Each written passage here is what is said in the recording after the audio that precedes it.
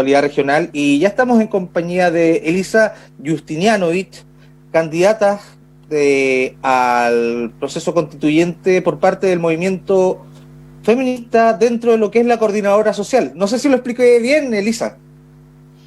Sí, Dante, muchas gracias. Buenas tardes. Gracias por la invitación, por el espacio.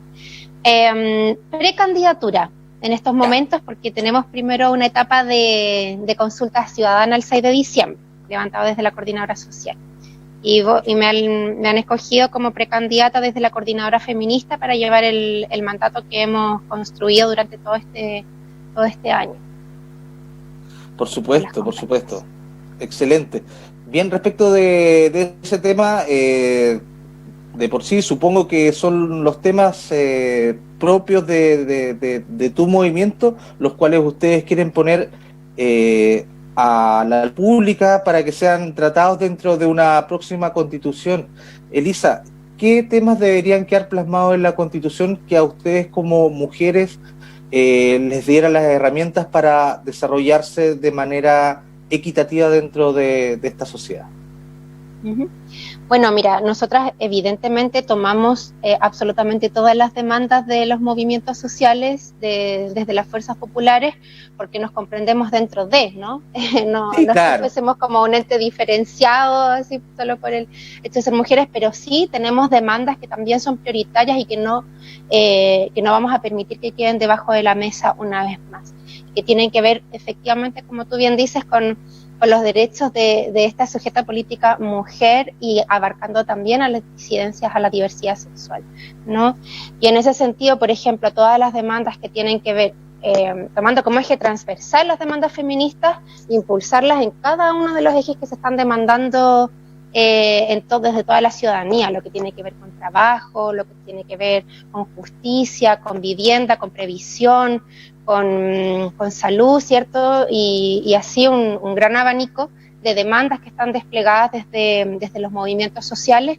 Para nosotras es muy importante que sea relevado el enfoque feminista que le damos nosotras, porque nosotras también comprendemos que en cada una de esas aristas, en cada uno de esos campos, estamos aún más en desventaja. Si bien la precarización de la vida es transversal para toda la población, las mujeres estamos aún más precarizadas en todos esos aspectos, por un tema de que vivimos en una cultura que es tremendamente machista, que es patriarcal y que nos relega, además de todos estos condicionantes, ¿cierto?, estructurales que generan desigualdades e inequidades. Las mujeres estamos aún más bajo en un escalafón, por un tema de que nos hacemos cargo, por ejemplo, de los trabajos de cuidados, ¿no?, que no son reconocidos por el Estado, los trabajos de cuidado, los trabajos los trabajos reproductivos, ¿cierto?, cuidar, por ejemplo, a los adultos mayores, la crianza, el cuidado del hogar. Hay un sinnúmero de acciones que son invisibilizadas y que sencillamente quedan en manos de las mujeres por el solo hecho de ser mujeres. No son labores compartidas, corresponsabilidad no existe en esta cultura. Entonces, es necesario que cambiemos un marco institucional para que esto quede plasmado desde dentro de la estructura y así apoyar al cambio, al empuje, ¿cierto?, del cambio cultural que estamos impulsando como movimiento feminista hace ya muchísimos años. Y no solamente esta última ola que despertó con mucha fuerza el 2016 en Chile, sino que también reconociendo y rescatando la memoria de las luchas históricas de las mujeres, de las feministas en épocas anteriores, ¿no? Porque esto no es algo nuevo tampoco, nosotras estamos abrazando luchas que son históricas. Eso por una parte, por decirte, pero como te digo, es un tema transversal, porque en salud también vivimos condiciones más precarizantes. En el tema de previsión, nuestras pensiones son considerablemente más bajas, también por el tema de que nos hacemos cargo de labores que no son remuneradas. Y también obviamente rescatamos y unificamos un mandato que rescata diferentes luchas sociales y socioambientales en el programa que hemos elaborado. Y eso lo hemos hecho también en conversación, en un diálogo súper amplio con cientos de mujeres, no solamente este año, sino que venimos trabajando hace muchos años ya, como te mencionaba.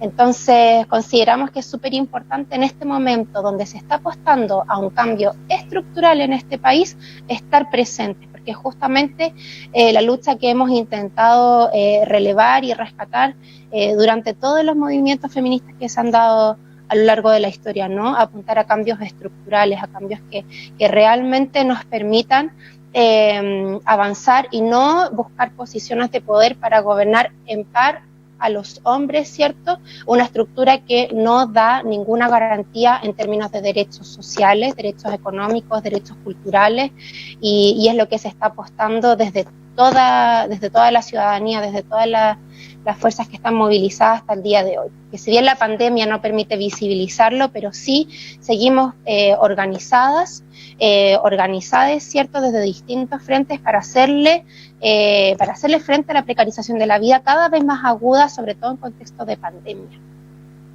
Perfecto.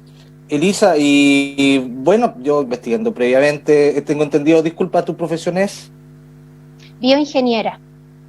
Dentro de esa profesión, generalmente hay un estereotipo que las pegas, los trabajos de científicos generalmente son para hombres. Seguramente tú debiste, como para llegar al punto en el cual estás en este momento, derribar un montón de estereotipos y digamos, de etiquetas respecto de un espacio que se identifica quizás con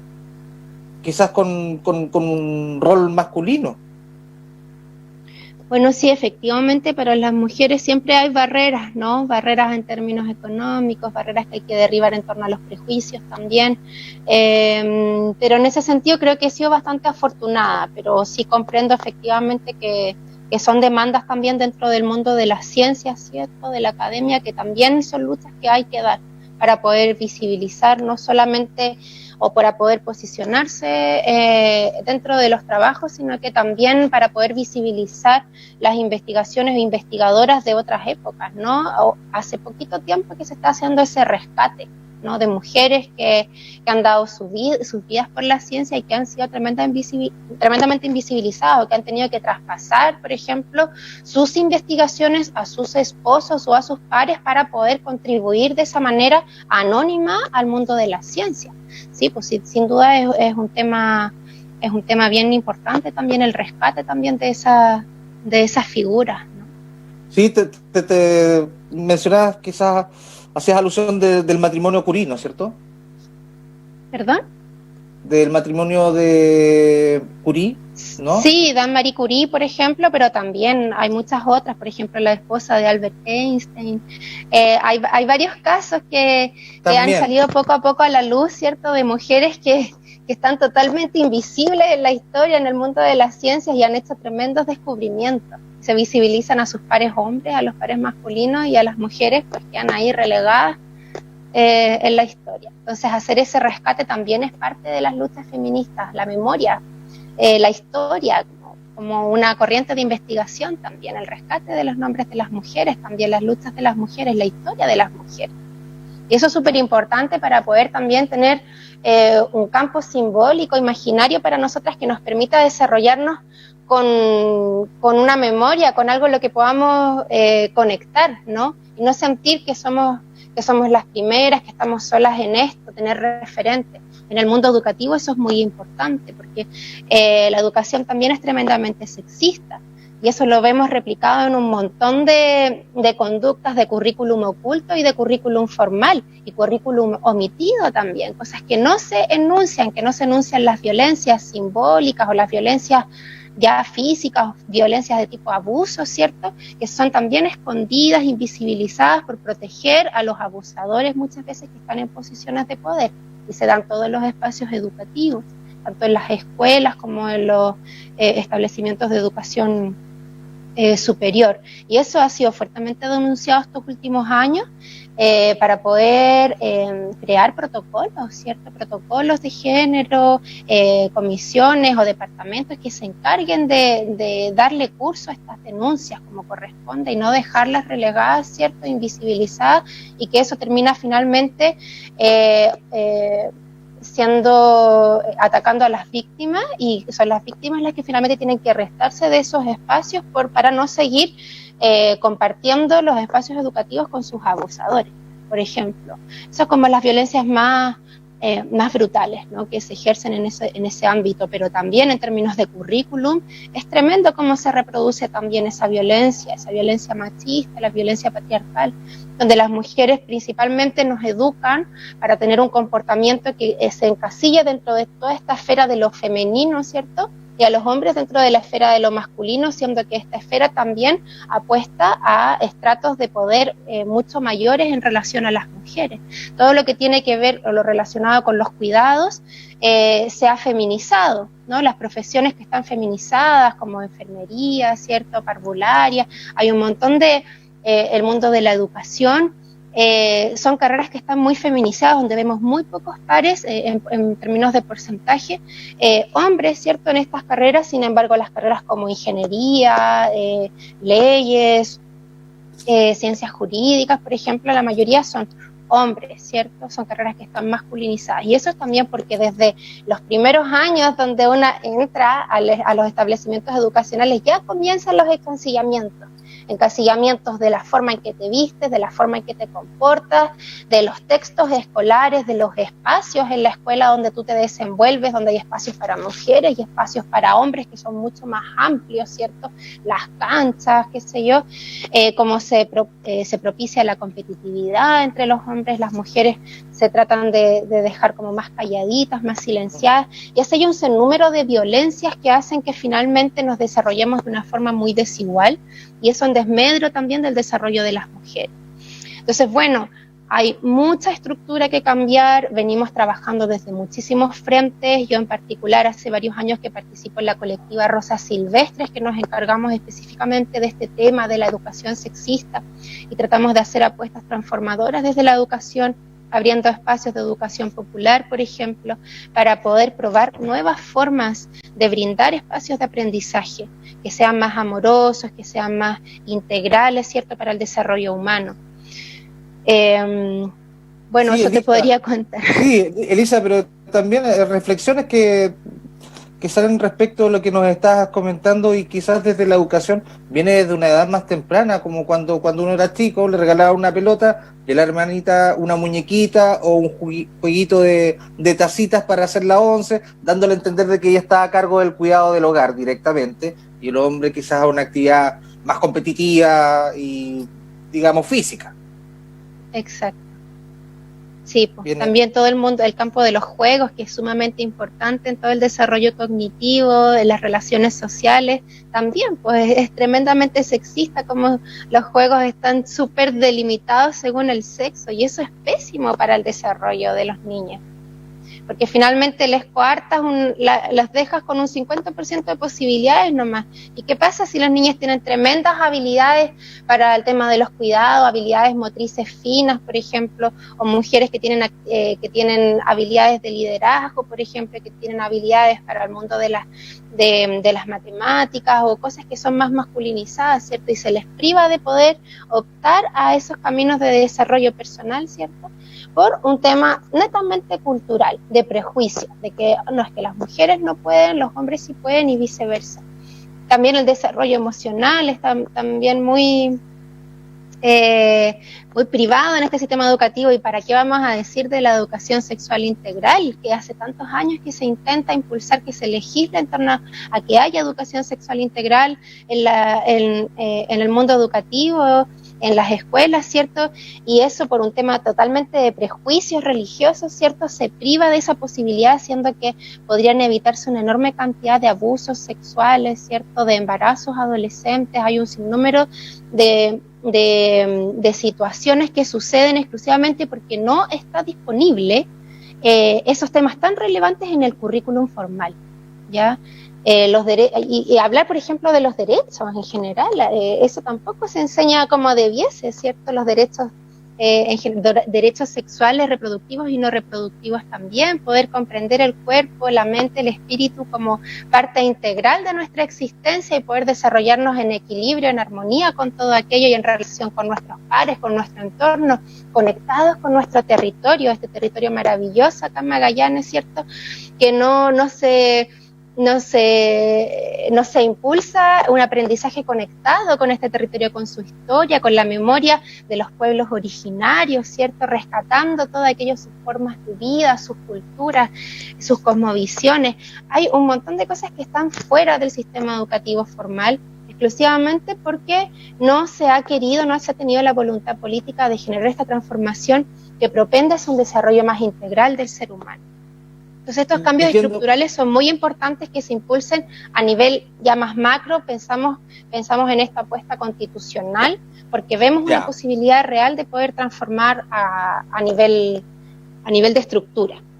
Perfecto, Elisa, sí, eso era lo que yo quería apuntar, que la intención es finalmente poner sobre el tapete este tema y idealmente de que tú fueras la representante dentro de la coordinadora social y finalmente electa para llevar desde Magallanes estos temas a la mesa constituyente. Finalmente, Elisa, quería saber cuáles son los pasos ahora que van a seguir dentro de la coordinadora. Es bastante difícil el camino y si bien, bueno, usted dice con muy buena crianza, que queremos participar, poner todos estos temas, igual hay un tema, una candidatura, una competencia política que seguramente ustedes quieren dar la pelea en buena lid dentro de los pasos que ustedes están determinando. Me estabas comentando que en los próximos días ustedes querían hacer, digamos, una consulta ciudadana. Sí. Mira, efectivamente la cancha es bastante dispareja, ¿no? Hay una ventaja considerable de los partidos políticos frente a las fuerzas independientes. Eso. Exactamente.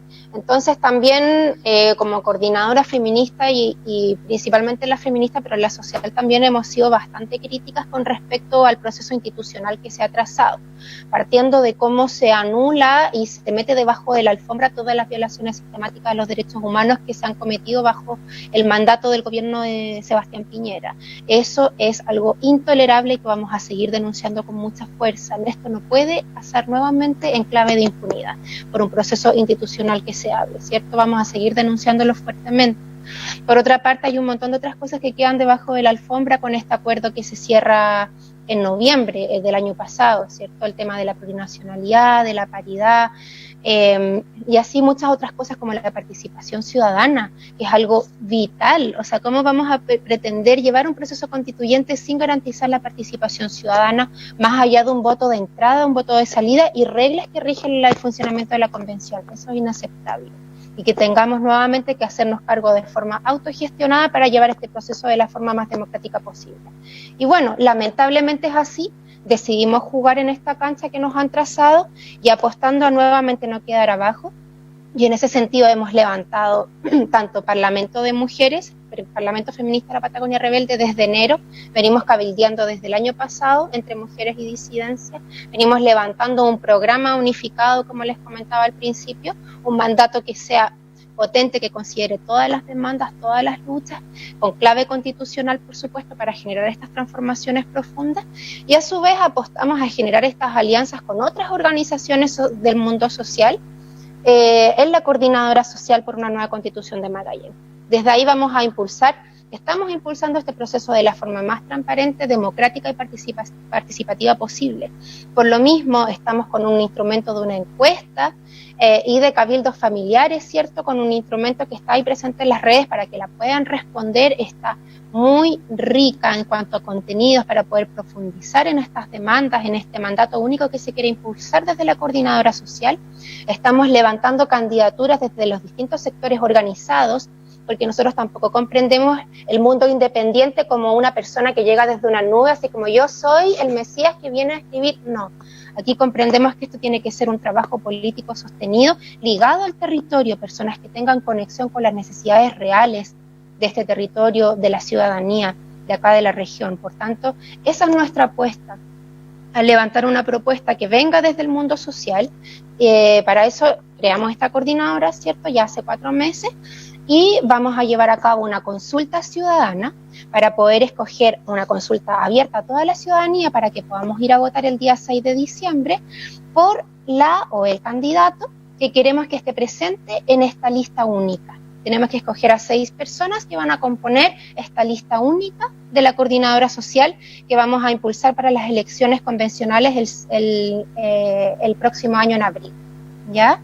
Y ahí, bueno, la invitación es para quienes confíen, ¿cierto?, en este trabajo sostenido que hemos llevado desde el movimiento feminista, a que voten por la candidatura que se ha impulsado, que en este caso soy yo, Elisa Justinianowicz, y para que puedan también seguir participando activamente, porque en el fondo esto no es un cheque en blanco a nadie. Aquí lo que se está apostando es mantener una vinculación sostenida y continua en el tiempo durante todo el proceso de la candidatura que salga electa, si es que logramos concretar esta apuesta, ¿cierto?, a ir desde las fuerzas independientes, ¿cierto?, ligadas al movimiento social, para mantener un trabajo sostenido en el tiempo con toda la ciudadanía, a través de asambleas, a través de cabildos, a través de ir bajando toda la información que se vaya conversando en esa convención y consultando siempre en las bases, porque esa es la democracia en la que nosotras creemos, una democracia que es participativa, que es comunitaria, que se va resolviendo todo en una permanente consulta y trabajo sostenido en el tiempo. Aquí nadie se manda sola, yo no vengo sola, yo vengo con todas mis amigas, con todas mis compañeras en esta apuesta, ¿cierto? Hay compañeras que están a cargo de la parte de contenidos, de metodologías, de la agenda, de la parte de redes sociales. Hay un equipo tremendo haciéndose cargo de esto de una forma voluntaria, como siempre lo hemos hecho las feministas, desde el corazón y también desde esta pasión que nos mueve por transformar este mundo, por transformar esta sociedad y esta cultura.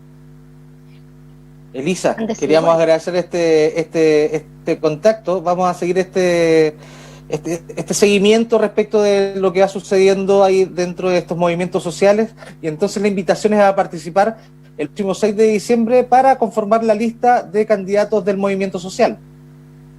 Así es, Dante. Invitación abierta, abiertísima a todas las personas para que concurran a las urnas el día domingo 6 de diciembre a votar por su candidata o candidato para conformar la lista única desde los movimientos sociales, desde la coordinadora social. Muchas gracias, Elisa, y nosotros vamos a un corte y volvemos ya con más de Vox Populi 2020.